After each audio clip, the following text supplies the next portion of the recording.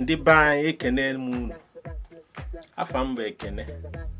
Otu ihe m chọrọ ka m weta to our notice bụ na ndị ọcha nwere ife ha ji kịta ha batago nọmba 16. Ndị be anyị si na ndị Hausa abatago ọka, kịta ndị ọcha abatago ọka. Ndị ọcha nwere plan ha ji, ọ ga-emetụ onye enu metụ onye ana. And even ji wee chi ikwu ihe abụ ụzọ ihe ịtọ bụ idea mfiluru na anyị chaga na spray ka anyị na-agbasa ozi maka ihe ndị ọcha meziri na mbụ ịkpọkọrọsi ndị fọrọ afọ na be anyị. Ha na-akpọrọsi ndị ọbụla ka ha kpọrọ skill workers, ndị niile na-arụ nọọsụ, ndị niile bụ dọkịta, ndị dọkịta na-apụ kịta a na-akpọ ya exodus, nya nkwapụ ka ndị mmadụ na-akwa. Mbọsị ya mbatara be anyị jee embassy, onwe onye ndụ wee gaa embassy wee efu ọtụtụ ndị mmadụ, nya ife a na-enupụ kịta ndị na-achọ visa ma ndị na-amagham ka ife a si dị kịta. Ha bịara na butuo inweta visa dị more easy, especially ndị nwere ihe ha mụrụ, ndị gara akwụkwọ, ndị nwere ọrụ aka. Ha na-akwapụ na ya n'igwe mmadụ na-apụsị be anyị. So somebody ga-asị ka ihe gbasara gị, ka ihe iji maka egwu, especially whereby na mụnwa na-ekwu ihe a n'obodo Igbo mana m na-apụ na-abata steady. Enwere ike isi ọ ka ị pụrụ ka onye ọzọ ghara ịpụ. Achọghị m ịstọpụ ndị na-achọ ịpụ, mana ma mụ ma gị nwa nnọba anyị ofu ihe m chọrọ ikwu maka ya bụ orugo mgbe anyị ga-enwe nurses. Ezinụlọ ọbụla onye bịa ọ bụghị nke ije mụrụ ya nọ otu ọbụla ọ ga-esi wee kwe gị tinye anya n'ihe gbasara ụmụ obere mkpa akwụkwọ, ya traditional medicine or home remedies. Ihe amakwa nke ndị oyibo inwe ike osighi ike, inwe ike tinye one or two YouTube mara ka esi emix ọgwụ, mara ka ị ga-esi nyere onwe gị aka na be anyị na-akụ mkpa akwụkwọ na be gị, ụmụ ọgwụ mkpọrọgwụ. Because ụdị ihe na-achọ ime kịta enwere ike akwapụsịa obere ọya ya ha ga-afụ n'ọgwụ, because nke ha ga-emenwe import nwere ike ọ bụkwa na ọ dị very poisonous. Ha nwepụgodo maka poisonous, o nwere ike ma ya dị na.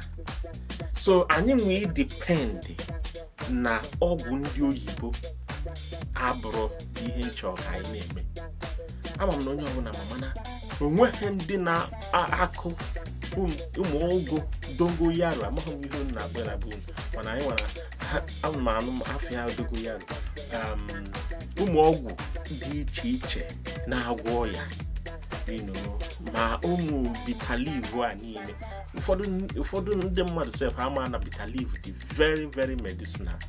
Ọtụtụ akwụkwọ dị iche iche na-help na dị medicinal.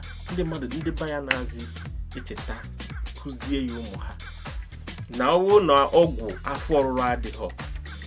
Nke anụnwa dị before ọgwụ afọ ọrụrụ apụta. Ma ụmụ ọtụtụ mkpa akwụkwọ dị iche iche ọgwụ na ihe m chọrọ ipromote. Ana m arụ na chọọchị and ife gbasara mkpa akwụkwọ dị iche iche Bible anyị adịrị against it. We are not contradicting the word of God when you are having them, or traditional medicine, or home remedies, or so many names ka ị nwere ike ịkpọ ya. But ihe m chọrọ ikwu na nsogbu na-achị pụta maka akpọpụsịa ndị mmadụ.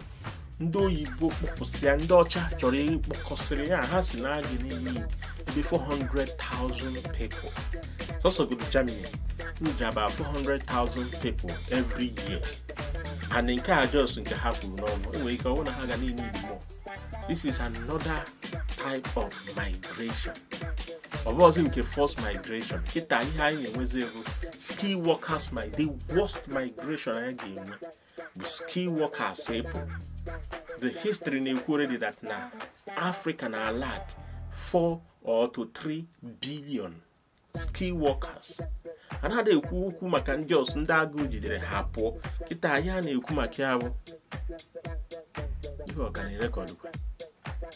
ihe a na-ekwu maka ya bụ ndị gụsịrị akwụkwọ.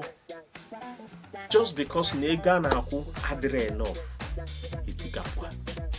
So a ga na-apụ mana mụ na gị ma ndị pụrụ apụ, because one day when one of my friends dị ọsọ na-abaghị ofu ihe ahịa ibuli na-agagharị before ibunata ya ihe ọ dịgo too late.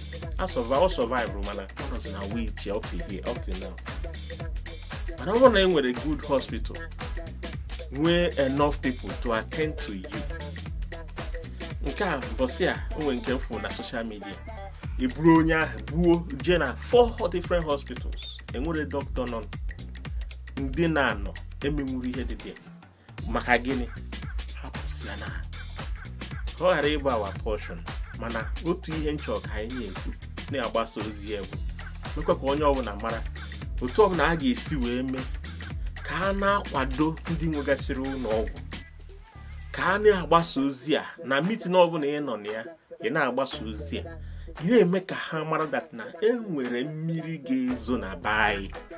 A na-azụ m ekwu okwu maka Naịjirịa, ana m ekwugodo okwu na n'ime be anyị gasị, mmiri ozuzo a o bido, ọ ga-amụ onye ukwu, ọ ga-amụ onye nta. Ihe anyị ga na-agbasa ozi ya maka mkpa akwụkwọ ọgwụ dị iche iche. Ọgwụ na ị na-eme ọgwụ oyibo mara anya. Don't depend on the nurses and the hospitals. Try to know a little bit nke ga-azọ gị na ezinụlọ gị.